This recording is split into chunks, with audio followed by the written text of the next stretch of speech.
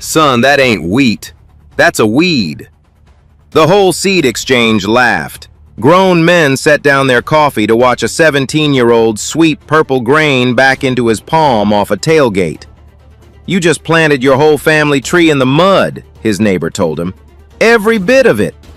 He had 2 acres, out of a glass jar his grandmother had kept on the windowsill for 40 years, because the store wouldn't sell him seed on credit, and that jar was all that was left. 3 harvests later, a food company came looking. Not to buy the bread, not to buy the flour. They filed paperwork, and their lawyers asked one question. Who owns this seed? And nobody in that family had a single piece of paper to answer with. The Boone place sat at the end of a gravel cut in Hale County, Alabama, where the road gave up on being a road and became 2 ruts through black soil. That soil was the reason anybody had ever farmed there, and the reason nobody got rich doing it. It held water like a closed fist in spring and cracked into canyons by August. And it had a way of teaching patience to people who had not asked to learn it. Elijah Boone was 17 the spring this started, though nobody in the county would have called him a man yet, and that mattered more than he understood at the time. His mother had gone up to Birmingham 2 years earlier for work at a distribution center that ran 3 shifts and paid on Fridays. She sent money when there was money. She called on Sundays. She had asked Elijah to come with her, and he had said no, and neither of them had made it into a fight because they both knew the reason. Ruth Boone was 76 and could not manage the house alone, and the land would not watch itself. So he stayed. He finished school in the mornings and worked the afternoons, and did his reading at the kitchen table under a bulb that hummed. And he learned the particular arithmetic of a boy keeping a farm alive on 9 acres. 9 acres was what was left. There had been 180 once. His great-grandfather Marcus Boone had put that together across the 1930s and 40s by buying pieces nobody else wanted, the wet corners and the sloped ends, and working them until they produced. What happened after that was not one event, but a long, slow subtraction. Marcus died without a will, the way a lot of men did, and the land passed to his children and then to their children, split so many ways that no one person could speak for it. Heirs property, the lawyers called it. It meant that any cousin anywhere could force a sale, and eventually one did, and 100 acres went at auction for less than a third of what it was worth. What survived that went into the 1980s, when the Boones applied for the same operating loans everyone else applied for, and got told no, and got told no again, and watched their neighbors get told yes. Ruth had held on to the 9 acres by refusing to borrow against them. It was not a strategy anyone taught in a business course. It had worked. She was a small woman who had gotten smaller, with hands that had done 40 years of work and still measured flour by feel. She woke before Elijah did. She sat in the chair by the kitchen window with coffee and watched the field come out of the dark the way some people watch television. She did not fill silence. When she had something to say, she said it once, all the way through, and then she was finished with it. On the sill above the sink, behind the dish soap, sat a glass canning jar with a strip of masking tape across the front. The tape had a word in pencil so faded you had to know it to read it. Inside was wheat. Not amber, not red, a deep bruised purple, almost black at the crease, with a shine to it when the sun came through the glass. Elijah had known that jar his whole life the way you know a light switch. Every year around the holidays, Ruth ground a cup or 2 of it in the hand mill clamped to the counter, and the flour came out gray-violet, and she made a loaf with it, and the loaf tasted like nothing that came out of a bag. She called it Cora's wheat. Cora Boone had been Marcus's mother. That was as far as the explanation ever went, and Elijah had never thought to push because it had never occurred to him that a jar on a windowsill was a thing that required an explanation. There was one other thing about that jar he had never thought about either. When he was small, people used to come to the door for it. Not often. 2 or 3 times a year somebody would knock and stand in the kitchen and talk about nothing for a while, and then Ruth would fetch a clean half pint out of the cabinet and fill it off the big jar and hand it over, and they would leave with it. She never took money for it. Elijah had watched that happen a dozen times before he was 10 and had filed it under the enormous category of things old women did. Those visits had stopped by the time he was in middle school, and he had never once wondered why. The reason was simple enough. Ruth's husband had grown a strip of that wheat behind the barn every year until the year he quit farming. And while there was a strip, there was always more. When the strip stopped, the jar was all there was, and Ruth quietly closed the door on giving it away. Across the fence line ran Wendell Craddock's 400 acres of soybeans, and Wendell himself, who was 60 and worked from a cab with air conditioning and satellite guidance and a spreadsheet on his phone. He was not a cruel man. He had come over with a chainsaw the winter a pecan limb went through the Boone porch roof, and he had not asked for anything for it. But he believed there was one correct way to farm, and the correct way involved a contract signed before the seed went in the ground, and he was made physically uncomfortable by people doing it otherwise. That was the shape of the world Elijah lived in. A crop was not worth anything because it grew. A crop was worth something because a buyer had agreed in advance to call it by a name that appeared on a price sheet. Everything else was a garden. Elijah understood this. He had never once questioned it. He was 17, and he was planning to plant the 2 flat acres behind the house in soft, red winter wheat like everyone else, and sell it to the elevator like everyone else, and put the check toward the property tax. And that was the whole extent of his ambition that spring. Then he drove into town to buy seed. The seed and supply on Route 61 had a counter worn pale in the middle from 40 years of elbows. Del Ferris worked it. He was in his 40s, thin, with a habit of delivering bad news like it was weather. Elijah put down what he wanted. Enough certified soft red winter for 2 acres, plus starter fertilizer, and he asked to carry it on account through harvest, which was what half the county did, and what his grandmother had done in the years when there was still a Boone account to carry. Del typed. He looked at the screen longer than the screen needed. Accounts closed out. Has been a while, and you're not on it anyway. Elijah said he could put something down now and the rest after harvest. It's not about the money down. It's the file. No credit history in your name. No contract with an elevator. No collateral they'd take.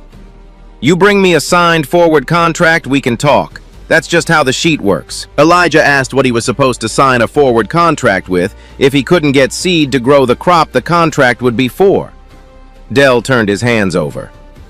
It was not an answer, and both of them knew it, and there was nothing hostile in it, which somehow made it worse.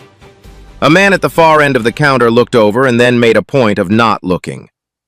Elijah drove home with the fertilizer he could pay cash for and no seed at all.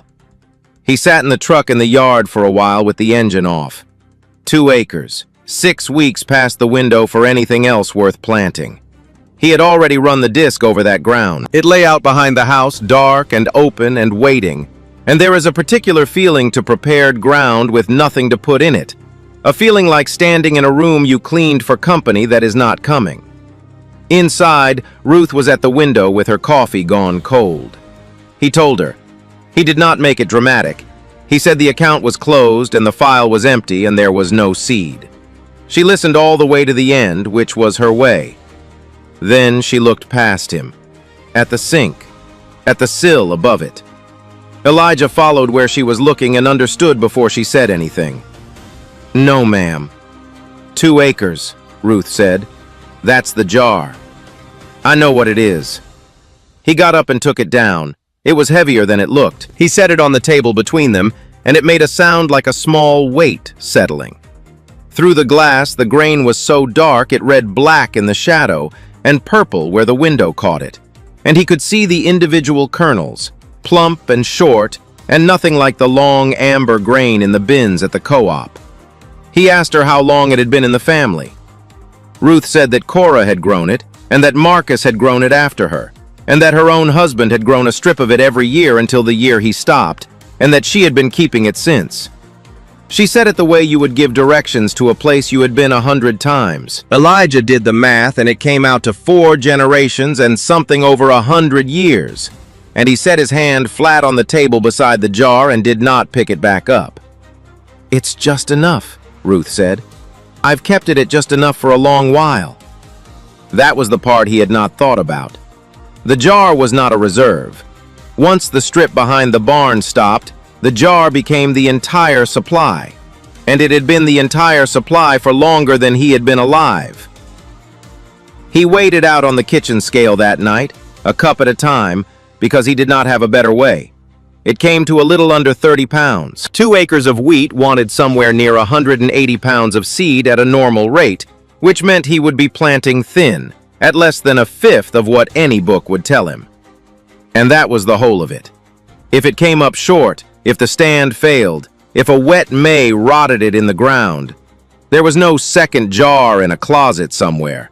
There was no supplier who stocked it. There was no name to search. 100 years of one family keeping one thing alive would end in a single season. In his hands. On his watch. He carried that around for 2 days. What decided him was not courage. It was arithmetic. He had prepared ground. A tax bill in October, no seed, and no path to seed. The jar was not the risky option. The jar was the only option. And he was young enough to be angry about that and old enough to plant it anyway. He held back one small handful. Not a reserve, nothing near enough to be one. Just enough to show a person if he ever found a person worth showing. He seeded the 2 acres on a Thursday in the 3rd week of April, walking it by hand out of a canvas bag slung across his chest because the drill was set for a rate he could not afford, and a hand broadcast at least let him decide where every ounce went. Ruth sat on the porch in a kitchen chair somebody had carried out for her and watched the entire thing from start to finish without once telling him how to do it. Wendell Craddock's truck slowed at the fence line partway through the afternoon and stopped. He got out and stood with his forearms on the top wire and watched a while, and when Elijah came down that end of the field, Wendell asked him what in the world he was putting in. Elijah held the bag open. Wendell looked into it. His face did a thing that was not quite laughing and not quite anything else. He reached in, took a pinch of the grain, rolled it between his thumb and finger, and let it fall back. "Son, you just planted your whole family tree in the mud." He said it toward the field, not toward Elijah, and he said it loud enough to carry, and there was a passenger in his truck who heard it and would repeat it, and that was how a thing became a story in Hale County. Wendell got back in and drove on. The last of it went in around 6. Elijah walked the rows once with the empty bag, then folded it, then went in and washed the purple dust off his hands, and it took 2 washings. The following Saturday, he went to the county seed exchange in the parking lot of the old feed mill, thinking he might find one person who had heard of it, or trade something forward off a harvest that did not exist yet. He poured his 1 handful out on the tailgate so people could see. That was the laughing. Grown men set down their coffee for it. Somebody said wheat didn't come in that color. Del Ferris, who was there because everybody was there, looked at the little pile on the tailgate and gave it the verdict that would follow Elijah for the next 2 years. "That's not wheat. That's a weed." Elijah swept it back into his palm. He drove home. Behind the house, the 2 acres had already begun to green. The wheat came up thin, the way he knew it would. And then it did something he did not expect. It tillered. Every plant that made it threw out 4 and 5 and 6 stems from the crown, filling the gaps he had left, until by the middle of May, the 2 acres behind the house did not look like a failed seeding at all. It looked like a field. It also looked wrong. It was shorter than the wheat across the fence by nearly a foot, and it headed out 10 days earlier, and the heads carried a bloom on them like a plum. From the porch in the evening, the whole 2 acres held a color that did not belong in Hale County. Ruth watched it from her chair and did not comment on the color once, which Elijah eventually understood was not indifference. It was simply that to her, the field was not a surprise. June came in dry. It usually did, but that year it kept at it. Wendell's beans went gray at the edges, and he ran a pivot on the west section for the first time in 3 seasons. The county extension put out a notice about drought stress. Elijah walked his 2 acres every morning waiting for them to burn. They did not burn. The leaves rolled in the afternoon heat and came back open by morning. When he pulled a plant up whole to see what was happening underneath, the root went down past his wrist and kept going, and he had to work it out with a spade, and even then it broke. Nobody had bred this wheat for a yield trial. Nobody had shortened its roots to put the energy into the head. It had been kept alive by people who saved the seed off the plants that survived, year after year, on this exact black dirt. And what it had learned to survive was this exact June going dry. He cut it in the first week of August with a borrowed pull-behind combine, and the yield was not remarkable. 29 bushels to the acre, where the men across the road were talking about 70. But the grain that came out of the hopper was clean and heavy and that deep bruised color, and he ran his hand into it and it was cool in the middle even in August heat. And he did not know then that a hopper full of it was going to be worth exactly nothing. He hauled it to the elevator in Greensboro on a Tuesday. He got in line behind 4 trucks. When his turn came, the man ran the probe down into the load, drew it back, tipped the sample into his palm, and stopped moving. He asked Elijah what he had. Elijah said it was wheat. The man carried the sample inside and came back with another man, and the second one turned the grain over with a finger and asked where it was grown and who had certified the seed and what variety it was. Elijah said it had no variety name that he knew of.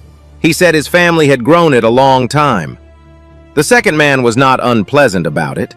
He explained that the elevator bought against a grading schedule: soft red winter, hard red winter, and there were codes for each, and the schedule set the price by test weight and protein and falling number and class. There was no class for this. It could not be blended into a soft red load because it would throw the color of the flour and any miller receiving it would reject the whole car. Without a class, it did not have a price. And without a price, they could not take it at any number, not even a low one, because the system had nowhere to put it. Elijah asked what he was supposed to do with it. The man said he was sorry. And he did seem to be, and that was the end of the conversation. He drove the load back out the way he had driven it in, past the same 4 trucks now empty, and headed home with tickets in their hands. 29 bushels an acre, 58 bushels total. And the price sheet said 0, because there was no line on the sheet with his name on it. He backed the truck up to the shed and shoveled it into feed barrels because he had nothing better to store it in. 2 of the barrels he pushed into the back corner and marked with chalk, and those he did not intend to touch, because whatever else happened, the next crop had to come out of somewhere.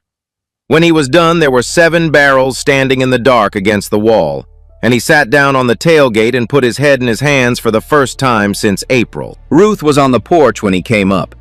He told her the whole thing: the probe, the schedule, the class, the color. She heard it out. "Then we'll eat it," she said. He told her there were 58 bushels. "Then we'll eat it a long time," Ruth said, and went in to start supper. Wendell Craddock came by that same week. He did not come to the house. He stopped at the field edge where the stubble stood short and purple-tinged in the light, and he got out and walked 10 feet in and looked at it a while. Then he took out his phone and took pictures. 3 or 4 of them: the stubble, the field, the house in the background. He was not sly about it. He put the phone away, walked back to his truck, and drove off without coming up to the porch. Elijah watched the whole thing from the shed door. He knew what those pictures were for.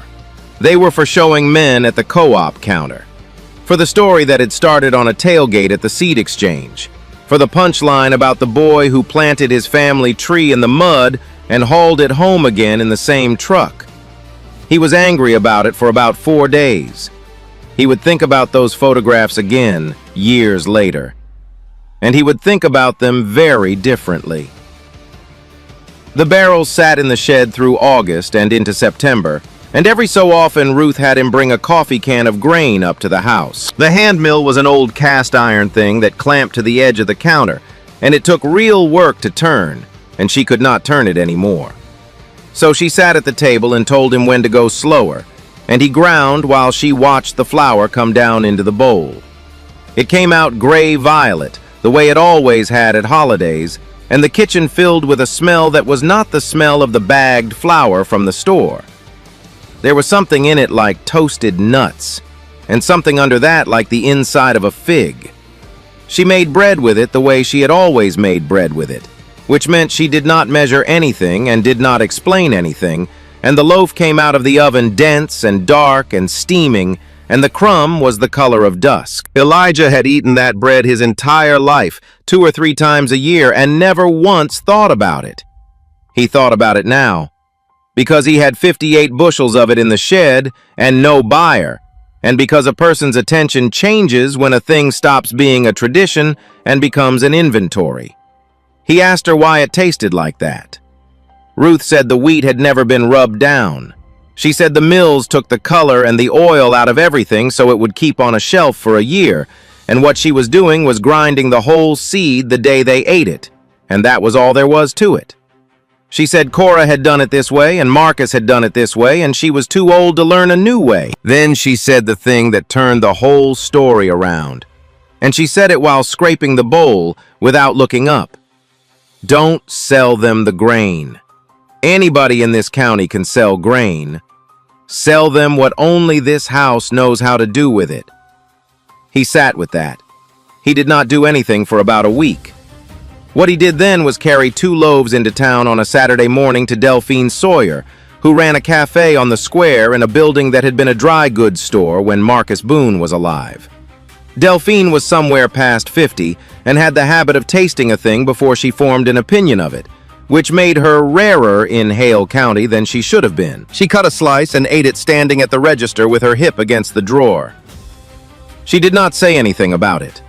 She set the rest of the slice down, wiped her hands on her apron, went through the swinging door into the back, and came out half a minute later with a chalkboard and a marker. She asked him what it was. He told her it was wheat his family grew, that it had no name he could give her, and that the elevator would not take it. Delphine said she would take everything he had. That morning, Elijah told her he had 2 loaves. She put them on the counter under a cloth with a card that said, Boone's Purple Wheat Bread, sliced and sold by the piece, and both loaves were gone before noon. 4 separate people asked her where she got the flour. That was the first day anyone in Hale County had paid money for anything out of that field.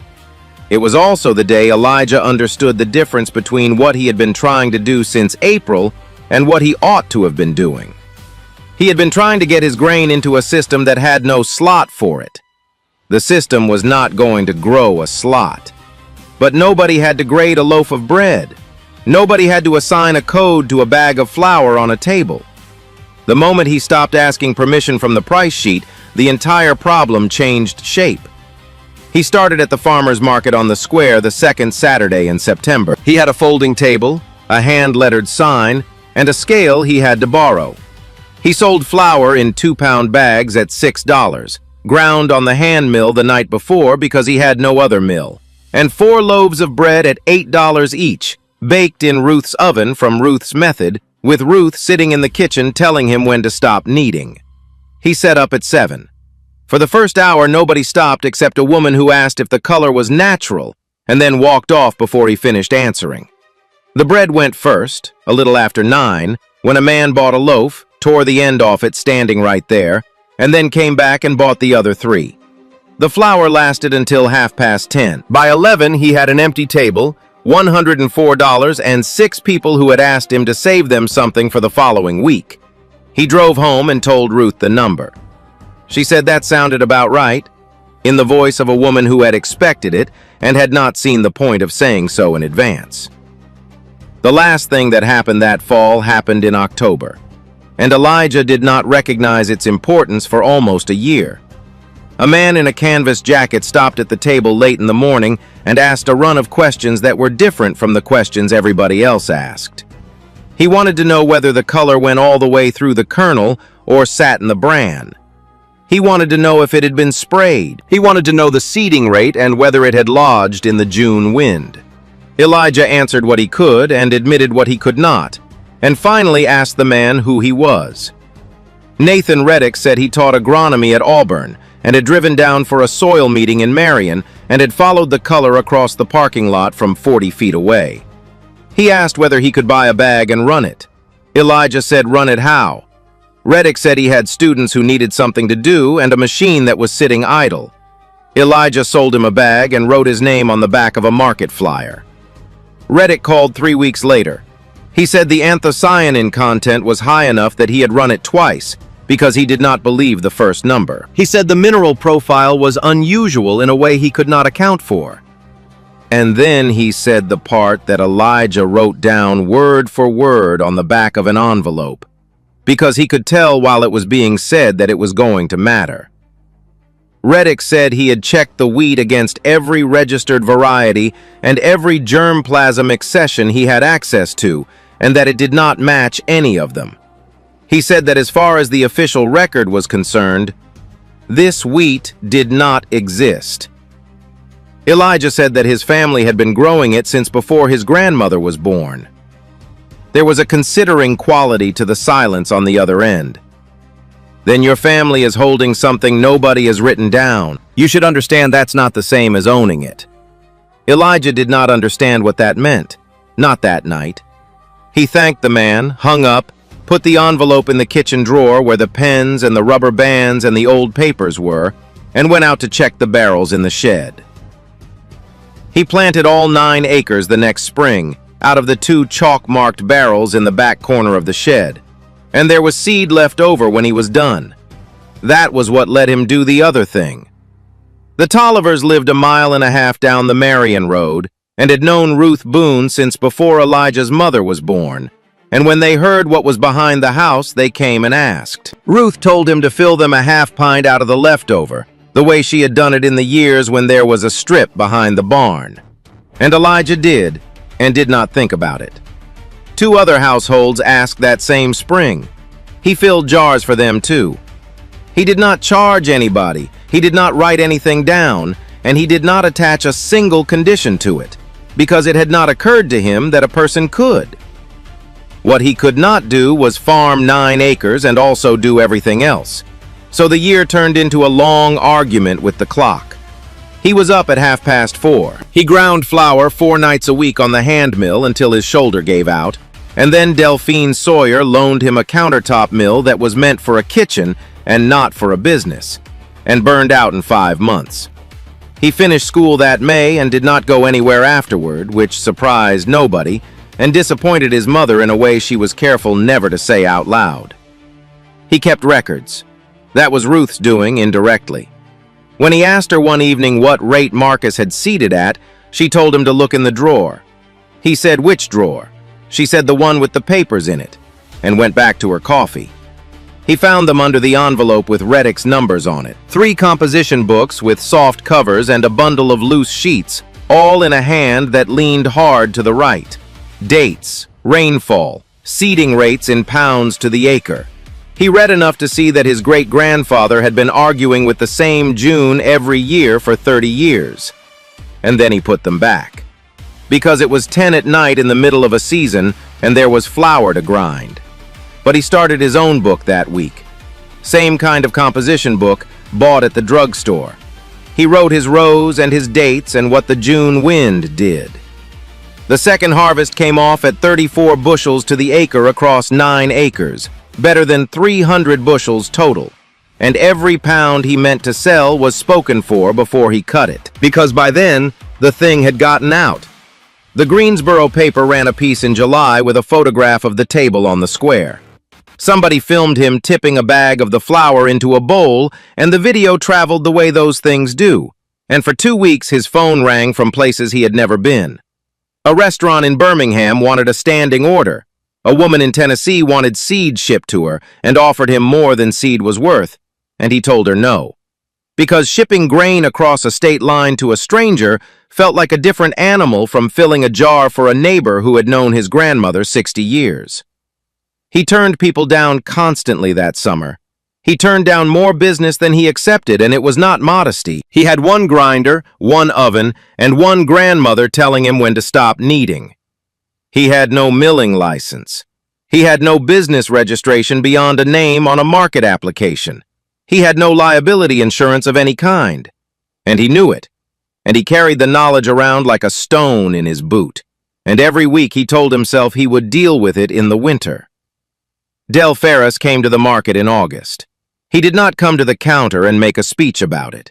He stood in the line, which was 11 people long by then, and when he got to the front, he bought a loaf and paid cash and did not say anything about weeds. He carried it over to the courthouse steps and sat down and ate the whole thing there in front of God and the square, and it took him a while.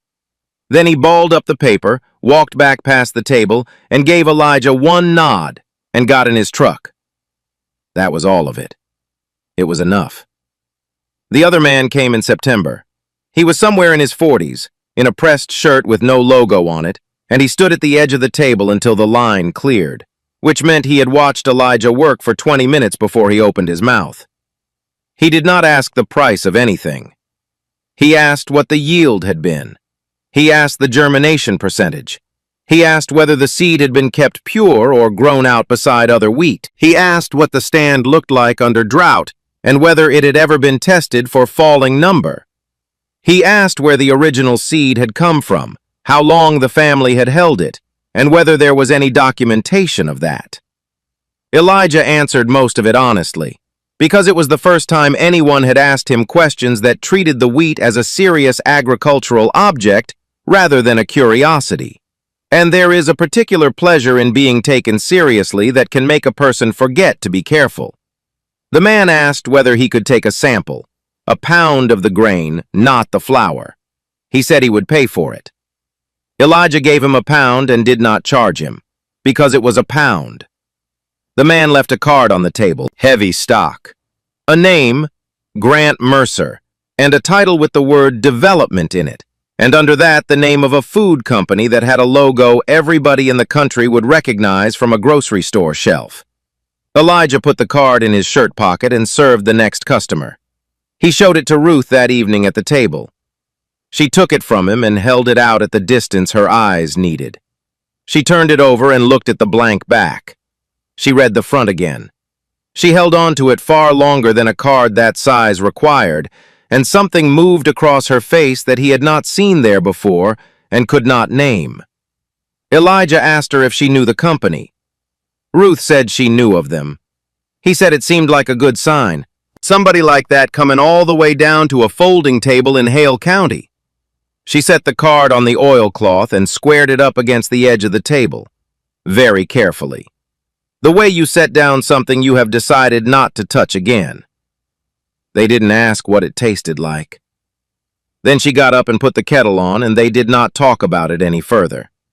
Elijah went out to the shed and thought about the next week's grinding. And 8 months went by.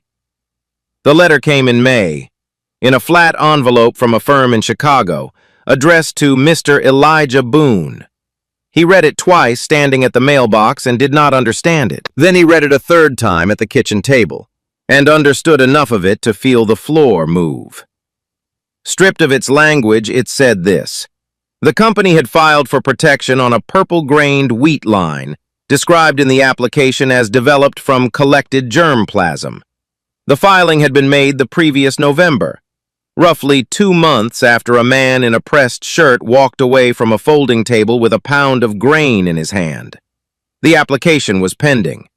The letter advised Mr. Boone that upon issuance, the propagation, sale, or transfer of seed of the protected variety, or of any variety not clearly distinguishable from it, would require authorization from the holder. Then it got to the point. It requested that he cease transferring seed to third parties, cease offering seed in any form, and cease saving seed for planting. He read that last part 4 or 5 times. Cease saving seed for planting. That was the sentence that took the air out of the room, because saving seed was not a business practice in that house. It was the entire reason there had ever been anything in the jar. He called Nathan Reddick, who took a while to call back, and when he did, he sounded tired in a way that had nothing to do with the hour. Reddick explained it plainly. A protection certificate was not a patent on a species. It covered a distinct, uniform, stable variety, but distinctness was measured against what was already known to the record, And Reddick had told him himself a year and a half earlier that as far as the official record went, this wheat did not exist. It had never been registered. It had never been deposited in a collection. It had never been named in a catalog. A thing that is not written down anywhere is, to a filing office, a thing that nobody has claimed. And when nobody has claimed it, the first party to file is the party the paperwork believes. Elijah asked what happened to a man who had been growing it for 3 years and a family that had been growing it for 100. Reddick said that was the question, and that he did not have a good answer for it over the phone. The rest came fast. Delphine Sawyer called on a Thursday, apologetic and miserable, and said she had to stop the standing order until it got sorted out. She had gotten a call herself. She said she had built that cafe over 11 years, and she could not put it against a company with a legal department, and Elijah told her he understood. And he did understand, which did not make it better. The market on the square asked him to sit out until there was clarity. The woman who told him could not look at him while she said it. By the end of that week, the thing he had spent 3 years building had been switched off. Not by drought, not by the elevator, by a page and a half of typing. And it was that same week that Ruth died. She died on a Tuesday morning in the chair by the kitchen window, with her coffee on the table beside her, and the field just coming out of the dark the way she liked to watch it. Elijah had been out at the shed since 5:30. When he came in to eat, he thought she had fallen back asleep sitting up, which she did sometimes. And he stood in the doorway a second before he knew. He sat down on the floor beside the chair and stayed there a long while before he called anybody. The hand mill was still clamped to the counter with flour dust in the hopper from 2 nights before. Out the window, the 9 acres stood up green and purple-headed in the early sun, moving a little, going on with it. The funeral was at the church on the Marion Road, and the house filled up afterward with people carrying dishes. Wendell Craddock came in a suit and stood at the edge of the room and left early. Del Ferris signed the book. His mother came down from Birmingham and stayed 9 days and cried in the kitchen where she thought he could not hear. It was after everyone had gone, in the quiet of the second week, that Elijah understood the full size of what had happened. Ruth had been the only person alive who could say where that wheat came from. She was the last one who had watched Marcus grow it. She was the one who had carried the jar through the years when the land was being sold out from under the family, through the loans that were refused, through the decades when nobody in Hale County thought a bushel of purple grain was worth the barrel it stood in. Everything the Boones knew about that seed had lived in one woman's memory and one woman's hands, and no lawyer in the country could put a memory on a witness stand now. There was no registration. There was no certificate. There was no bill of sale, no catalog listing, no patent, no name in any book that any one official had ever read. 4 generations, and not one piece of paper. There was a company with a filing date, and there was a 19-year-old in an empty kitchen with 9 acres of a crop he had just been told he was not allowed to plant again, looking at a glass jar on the windowsill with a strip of masking tape across the front. The lawyer's office was in Selma, up a flight of stairs over a shoe repair shop, and belonged to a legal aid outfit that handled heirs' property cases for families across the Black Belt. That was how Elijah found her. He had gone looking for somebody who understood land that 4 generations had held without a single clean piece of paper, because that was the only kind of trouble he had ever heard the Boones described as having. And it turned out the same kind of trouble had followed the seed. Marguerite Hollis had a desk with 3 stacks on it and a window unit that rattled. She read the letter from Chicago twice, the way he had. Then she set it down and told him what she saw, and she did not soften any of it. She said the filing was not a fraud on its face. Companies collected material and worked with it and filed on what they produced, and that was ordinary business. She said the question was not whether these were bad people. The question was narrower and colder than that. To stop a certificate from issuing, or to knock one down after it issued, you had to show the office that the variety was not new and not distinct. And the only way to show that was with evidence that it had already existed and had already been available to other people before the filing date. She used a phrase he had never heard before. Prior art. Proof, in the record, that the thing was out in the world before somebody claimed it. Elijah said his family had grown it for 100 years, and that everybody who ate at their table knew it. Marguerite said she believed him, and that she would tell an examiner she believed him, and that it would not be worth anything by itself. Testimony from an interested party about events nobody living could corroborate was the weakest thing you could carry into that room. She asked whether there was anyone else alive who had seen the crop grown before the filing date. He started to say his grandmother, and stopped. She asked whether there was documentation, anything with a date on it that a stranger had produced, a receipt, a registration, a photograph somebody else took, a newspaper, a catalog. Anything at all created by a third party at the time that could be laid on a table and pointed at. Elijah said there was a jar on a windowsill with masking tape on it. Marguerite did not laugh, and she did not pretend that was enough. She said she would take the case, that she would file for an extension of time, and that he should go home and go through everything in that house, every drawer and every box, and bring her whatever had a date printed or written on it. And that if there was nothing, she would tell him so plainly, and they would talk about what came after that. He drove back down to Hale County in the dark. The house was the kind of quiet a house gets when it has held 2 people for years and now holds 1. He sat at the kitchen table with the letter and did not turn on the lamp for a while. What he kept circling was not the company. It was the arithmetic underneath the whole thing. The Boones had lost 100 acres because Marcus died without a will, and the land was held by everybody, and therefore by nobody. And the paperwork of the world had looked at that and seen an opening. They had lost most of the rest across the 1980s because a file in an office did not have the right things in it, and a man behind a desk had said no, and no again, while the same file with a different name on it got a yes. Elijah had been refused seed on credit 2 springs back for the same reason in miniature. No history in his name, nothing on the sheet. His whole family's story was the story of a thing being true and not being written down, and of the written-down version winning every single time. And now the last thing they had that had never been taken was going the same way, and it was going that way for exactly the same reason. He thought about a man in a pressed shirt asking about germination percentage, and about how good it had felt to be asked a serious question by somebody who seemed to know what the answers meant. He had handed over a pound of seed and had not charged him for it.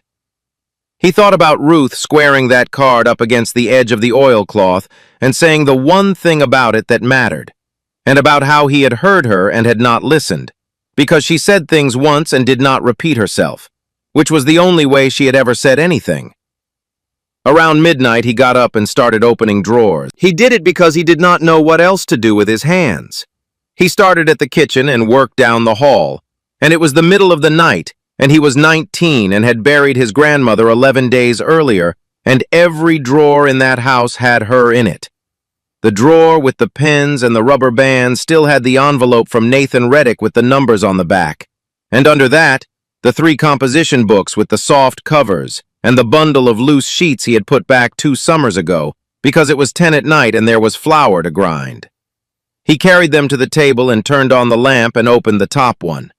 And Marcus Boone's handwriting leaned hard to the right across a page dated the 4th of March, 1961. He read the first 2 pages standing up. Then he sat down and did not go to bed at all. What Marcus Boone had kept was not a diary. It was a working record, 30 years of one man arguing with the weather in pencil. And it was better than a diary for exactly that reason. Every entry was dated. Every entry was dull.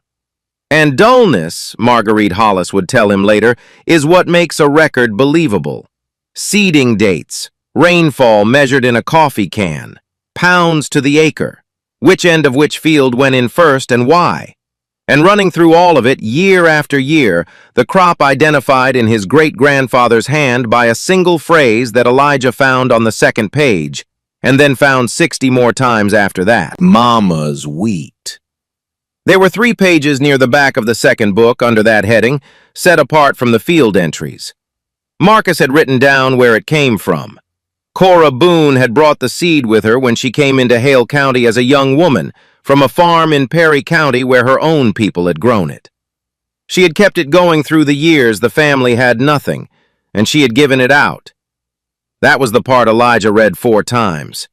Marcus had listed who she gave it to, names, and the years, going back into the 1920s and 30s. Elijah brought the composition books to Selma in a grocery sack. Marguerite read for 2 hours with him sitting across the desk, and when she looked up, her face had changed. She told him what she was holding. A contemporaneous record, in a hand that could be dated and compared, describing a distinct grain grown continuously on identified ground for decades before any filing existed. She said it was not by itself decisive because it was still a family document. What it did was tell them exactly where to go looking for the rest, because Marcus had named names and years, and named names and years could be chased. They chased them for 4 months.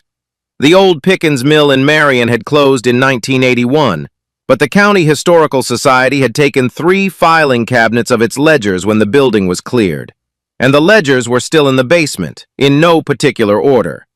It took Elijah 6 visits. He found it on the 6th. In a scale book from the fall of 1972, in a clerk's handwriting, the Boone name, the weight, and in the column for class, 4 words a bored man had written down because he had nothing better to put there. Purple wheat. Ungraded. No price.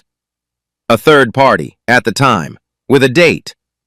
The Hale County Fair had kept its own records unevenly, and the ribbon in the shoebox in the hall closet proved nothing on its own. What proved something was the Greensboro paper for the week of that fair in 1974, on microfilm at the library, with a photograph on the 3rd page of a small woman in a print dress standing beside a bundle of grain, and a caption under it with her name in it. Elijah sat in front of that machine a long time before he printed the page. He had never seen a picture of Cora Boone in his life. The church on the Marion Road had a women's auxiliary that had been putting out recipe books since before the war, and there were 4 of them on a shelf in the fellowship hall. Purple Wheat Loaf, credited to Mrs. C. Boone, appeared in the 1958 edition, and in every edition after it. And then there were the jars. That was the piece Marguerite said mattered most. And it was the piece Elijah could have found in a week if he had known to look, because he had watched it happen in his own kitchen before he was 10 years old, and had filed it under things old women did. Ruth Boone had been handing that seed out for half a century, to the Tollivers down the Marion Road, to a woman in Perry County she had known since school, to 3 households in Greensboro, half a pint at a time in a clean jar out of the cabinet. No money, no conditions, no restriction of any kind. She had done it every year there was a strip growing behind the barn, and she had only stopped when the strip stopped and the jar became the last of it. And Elijah himself had started it up again the spring he planted 9 acres, without being told to, because that was simply how the seed had always moved in that house. Several of those people were still alive. Several of them still had it in the ground, in garden rows and half-acre patches, going quietly. Marguerite said that a variety given away openly to the public for 50 years is not a new variety. It is a public one, and it had been publicly available since before the man in the pressed shirt was born. 2 other things came in that Elijah had not gone looking for. The first was Wendell Craddock, who pulled into the yard on a Saturday in November and sat in his truck a minute before getting out. He had a manila envelope with him. Inside were photographs, printed at the drugstore, of purple stubble on 2 acres behind a house with the roof line visible in the background. And on the back of each one, in a heavy hand, the date the file had been created. Wendell said he had taken them the summer of the first harvest. Elijah asked him why he had kept them. Wendell looked out at the 9 acres a while before he answered. And when he did not dress it up. I took them to laugh at you. Passed them around that counter for a month. Then I ate that bread on the square, and I stopped passing them around. And I couldn't make myself delete them either. Take it. That's a date a machine put on there, not me. Your lawyer can use that." He did not apologize, and Elijah did not ask him to. The two of them stood in the yard about a minute longer. Then Wendell said the beans were coming off late this year and got back in his truck. The second was Del Ferris, who did not come to the house at all. He got 4 men at the co-op to sign statements that they had seen Boone purple wheat sold off a folding table on the square in September of the first year, and he included his own. And he wrote in his that he had personally stood at a tailgate and told the Boone kid it was a weed. And he put the date on it.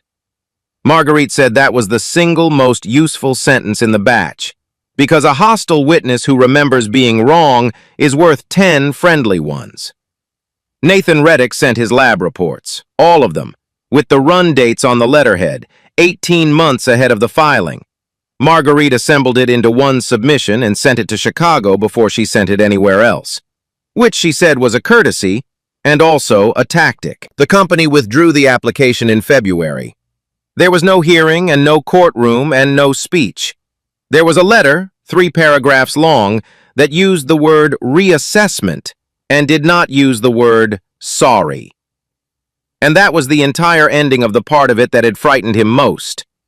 What Elijah did next was the part Marguerite had to explain to him twice before he agreed, because his first instinct had been to file on it himself and lock the door behind him. She talked him out of it. She said that if he protected it, he became the only person on earth who could say who was allowed to grow it, and 100 years of one family handing that seed out half a pint at a time would end in his hands the same way it would have ended in theirs. Just slower, and with better intentions. So they did the opposite. Marguerite wrote it up as a community seed trust, held by the Boone family, under the name Cora Boone had never gotten the chance to give it. The record went into a national germplasm collection with the whole history attached. The scale book, the microfilm, the recipe books, the composition books, so that the next time anybody went looking for prior art on purple wheat out of Hale County, it would be sitting in a drawer where a stranger could find it in an afternoon. Anyone could grow it. Nobody could own it. The company came back in June. Grant Mercer did not come himself, and he never did. What came was a phone call from somebody else in the same building, and the ask was different this time.